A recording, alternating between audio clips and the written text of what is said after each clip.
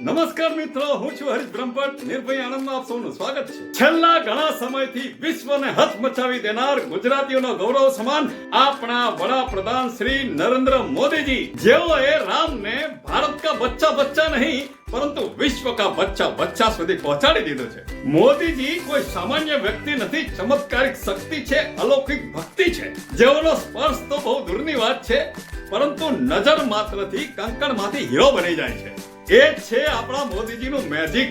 યાદ કરો રામ મંદિરને, કેટલા વર્ષોથી કેટલા મહાપુરુષો આવ્યા ને કેટલા જતા રહ્યા. કોઈએ યાદ કર્યું નથી? કર્યું ને. બધા જ નેતાઓએ સાંભળ્યું તું, જોયું તું, જાણ્યું તું, તેમ છતાં એક કાંકરી પણ કોઈથી ના હલી ને. અને તેમની જગ્યા પર જુઓ આપણા મોદીજી, જેને તમે વોટ આપ્યો છે. એ વોટની કિંમત હવે ખબર પડી ને. ખાલી બોલવાનું નહીં, કરીને બતાવવાનું. અરે ચમત્કાર તો જુઓ. જે કોંગ્રેસીઓએ 70 વર્ષ સુધી કોઈને નજર પણ મારવા ના દીધી, તેવા રામ મંદિરને આપણા મોદીજીએ વિશ્વની અંદર સુપ્રસિદ્ધ કરી દીધું. વિશ્વમાં દુનિયાભરના લોકો આવો અદ્ભુત નજારો, આવી સ્થાપના, આવા ખાતમુહૂર્ત, આવા સ્વાગતો અને આવા શોસ્ત્રોક્ત પ્રાણ પ્રતિષ્ઠા મહોત્સવ અત્યાર સુધી પૂરી દુનિયામાં આવો નજારો તો ના કોઈએ જોયો છે કે ના સદીઓ સુધી કોઈ જોઈ શકશે. એક સાથે 25,000 કુંડની અંદર આહુતિઓ અપાશે, મંત્રોચ્ચાર થશે, વિશ્વમાં જેની નામના થશે. આવું અને આટલું કરવું કોઈ સહેલી વાત નથી. આવનારા દરેક મહેમાનોને અયોધ્યાની રામરાજ આપશે, ચોખ્ખા ઘીમાંથી બનેલા મોતીચૂર લાડુનો પ્રસાદ આપશે. મિત્રો, આ કોઈ રાજકીય નહીં પરંતુ ધાર્મિક શાસ્ત્રોક્ત નજારો હશે, જે હજારો વર્ષ સુધી આપણી આંખોની સમક્ષ સાક્ષાત રહેશે. આ નજારો જોવાનો ભૂલતા નહીં. 22મી જાન્યુઆરી એટલે કે દીપોત્સવી કરતા પણ મોટો તહેવાર બની જશે. ભૂલતા નહીં આપણા આંગણાને સજાવવાનું અને દીપને જગબગાવવાનું. ભોપાલથી ડુમરુ ટીમ 250 કિલોનું નગારું તાશ સંઘ સાથે 3600 કલાકારની ટીમમાંથી 108 ને સિલેક્ટ કરી ડોક્ટરો, MBBS, એડવોકેટ જેવા શિક્ષિતો રામની આસ્થા સાથે રામધૂનમાં જોડાશે.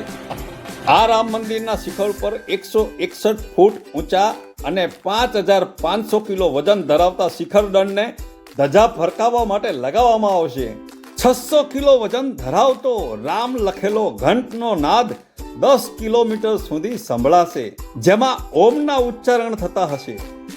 વડોદરા વાસીઓએ 1100 કિલો વજનનો એક દીપક તૈયાર કર્યો છે, જેમાં 850 કિલોગ્રામ ઘીની ક્ષમતા અને 15 કિલો રૂની દિવેટ બનશે. રામ મંદિરની પહેલી આરતીમાં વાપરવા માટેનું શુદ્ધ ચોખ્ખું ઘી જોધપુરથી 108 રથોમાં 600 કિલોગ્રામ મોકલવામાં આવશે, જેને અયોધ્યા પહોંચતા 21 દિવસ લાગશે. રામ મંદિરના ભંડારા માટે છત્તીસગઢથી ટ્રકો ભરીને 3000 ટન ચોખા જઈ રહ્યા છે. મિત્રો, વિદેશમાં પણ રામ નામની ધૂનથી રામ મંદિરનો ઉત્સવ ઉમંગભેર ઉજવાઈ રહ્યો છે.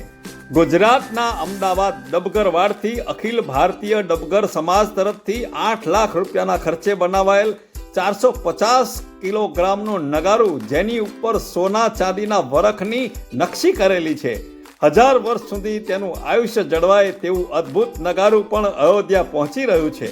સુરતના એક વેપારીએ બનાવ્યા અદ્ભુત નેકલેસ, જેમાં 5000 ડાયમંડ, 40 કારીગરો 30 દિવસની મહેનત બાદ રામ, લક્ષ્મણ, જાનકી, સોનાના હરણ અને રામ મંદિરની નકશીકામ કરેલ છે. આકર્ષક અને મનમોહક નેકલેસને જોવા માટે લોકોનો નજારો જોયો હોત અદ્ભુત દેખાઈ રહ્યા છે. આ નેકલેસને જોવા તે પણ એક લહાવો છે. વર્ષો જૂનો અશ્વમેઘનો સોના જડિત 17 કિલોનો ઘોડો, જે ડોક્ટર શંભુનાથજી સિકારિયાજી ના અશ્વમેઘના બનાવેલ તેમના રામ મંદિરના સ્વપ્ન આવતા આ ઘોડાને પણ અયોધ્યાની અંદર મોકલવામાં આવી રહ્યો છે. ભગવાન શ્રી રામના સસુરાલ જનકપુરથી 100 ઉપરાંત ગાડીઓ ભરીને આવ્યા અમૂલ્ય શણગાર, મોંઘા આભૂષણો અને ચાંદીના વાસણોનો ખજાનો, જેનું બિહારમાં ભવ્ય સ્વાગત કરી અયોધ્યા તરફ રવાના કરાયો. જય શ્રી રામ. આપનો હરીશ બ્રહ્મભટ્ટ. વંદે માતરમ. ભારત માતા કી જય. આપને મારો આ વિડીયો જો સારો લાગ્યો હોય તો તેને લાઈક, શેર અને સબસ્ક્રાઇબ કરજો. વંદે માતરમ.